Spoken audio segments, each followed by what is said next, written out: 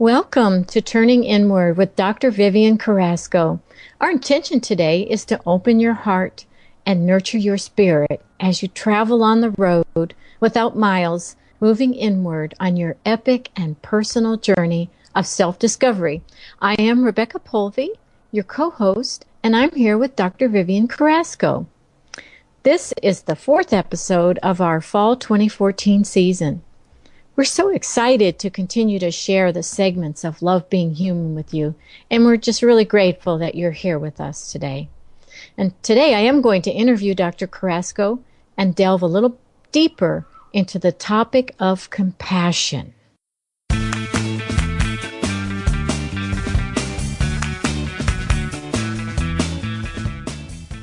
This podcast offers you the opportunity to explore new perspectives through compelling interviews with beautiful human beings and words of wisdom and love. This show was created to guide and inspire you. If you're looking for more meaning in your day-to-day life, if you're looking to be wowed by everyday people, if you're on a journey to joy, peace of mind, freedom, or a wild new adventure, then honey, you are in the right place. Welcome to Turning Inward with Dr. Vivian. Okay, so Vivian, tonight I've got four questions that I'm going to ask you. And I'll start with the first one. How would you say compassion fits into the love being human process? Let me take a deep breath. This is just, first I have to say how exciting this is. Every time you and I get together, it's just absolutely magical. And I am happy for the people that are listening because they get to share a little bit of our friendship and our combined magic together. I know, and I like that you let me come up with the questions. Even though they might get edited, I really enjoy that I can work on that with you. They're totally good. Thank you. I read it and I'm like, wow, that's cool. So I just love it when we stay in our genius. It just makes it so much fun. Yep, you're right. So compassion, as the question was, how does compassion fit into the Love Being Human system? And depending on what I love about Love Being Human is that it works in the same format as sort of the ocean's wave. You never know if it's coming in and it's coming out, but at every phase of it, it's in its natural state. It's where it's supposed to be. And so when you think of Love Being Human as a process, you can step into it wherever you'd like. In the love, which is more courageous, inspired action, in the being, which is a practice of stillness or space, or in the human, which is where compassion lives. Because compassion is honestly the magical mystery that makes us human. You know, the ability to empathize and to scientifically mirror someone else's experience and take that experience on is to me a beautiful, beautiful just ability. And so being here right now, and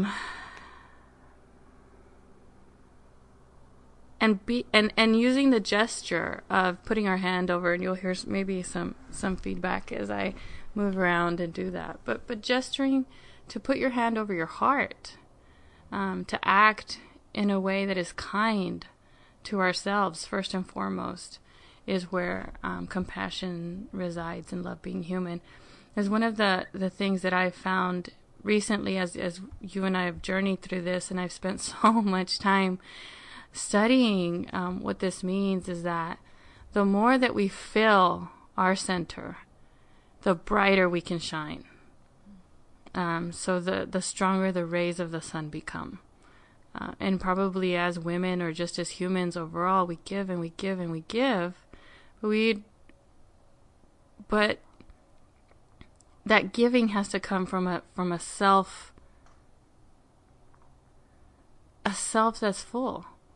And I think in one of the recent writings, there was this concept or this idea I wrote of being our own best friend first, and being able to trust ourselves, because then we can give that out 10 times more. So compassion resides firmly in our humanity. Well, and then the second question I have for you tonight is, can you share a story with us about when you felt compassion? I thought a lot about what I would share today, and I'm kind of stuck because the ultimate story of my life so far that has to do with compassion goes back to the day when I was hit by that car. And I had that experience. And the words that we put into language cannot wrap themselves around what I felt and what I embodied, what I became in those 3 seconds, I think, between the car hitting me and, or maybe, I don't know, half a second, however long it took from the car to hit me for me to, go in the air and then land on the street. That's how long I know it took. Or a little bit longer than that. I don't know, but there was this dissolving of barrier. This dissolving of any form, anything that did not represent joy, fullness, completeness, wholeness. And and almost like a rain, like just once that happened, then there was no barrier. And in its essence, that's kind of what I believe compassion is when there is no separation. And we as humans, unfortunately, only experience that to a certain degree or to a certain level of depth.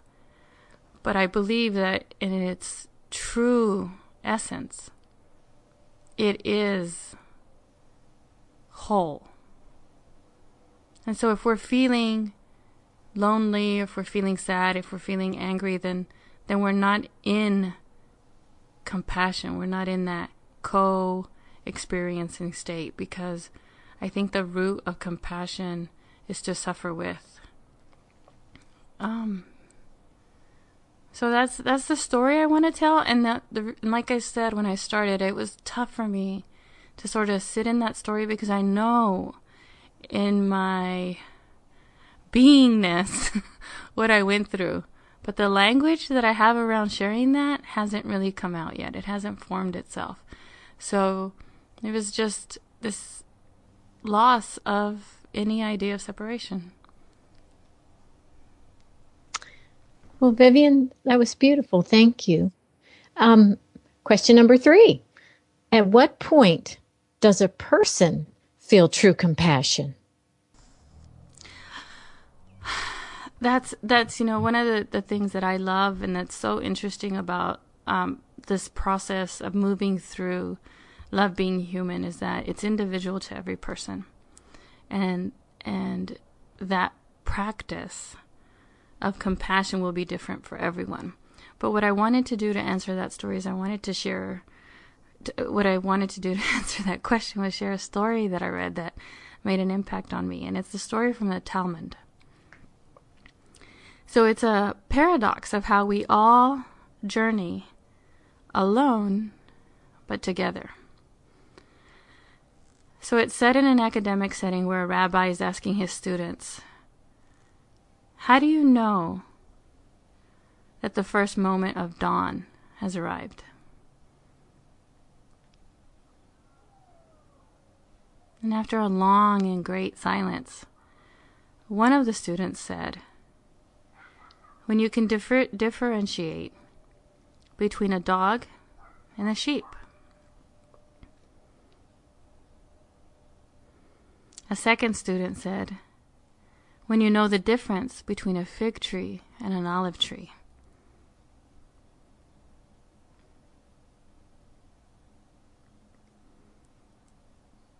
The rabbi circled the students and their silence, and he walked between them. And he said, you know the first moment of dawn has arrived when you look into the eyes of another human being and see yourself. And I thought that story gets the message across of what a person feels or experiences when they experience compassion. Well, thank you, Vivian. And one last question. How does compassion impact us?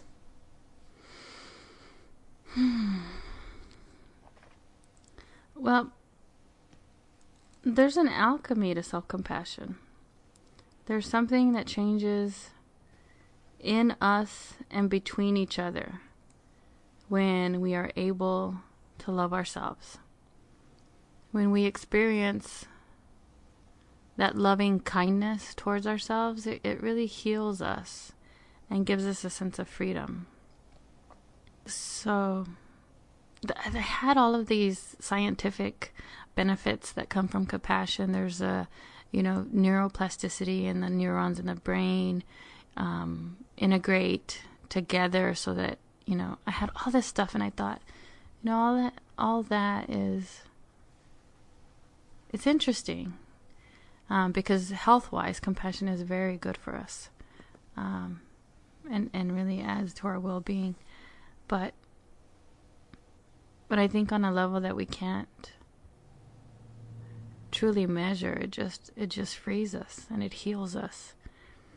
And it brings the understanding to an even deeper level that we're all experiencing the same journey, that we're all sharing the exact same pain and confusion and fear. And that even though no one can go through that for you, you're never alone as you go through it. So it changes us when we can experience that moment of dawn, that moment where we see, where the light, starts to change everything. And that's what I came up with when I thought about that. Oh, that's beautiful, Vivian. Thank you. And we want to thank everyone so much for being here with us today.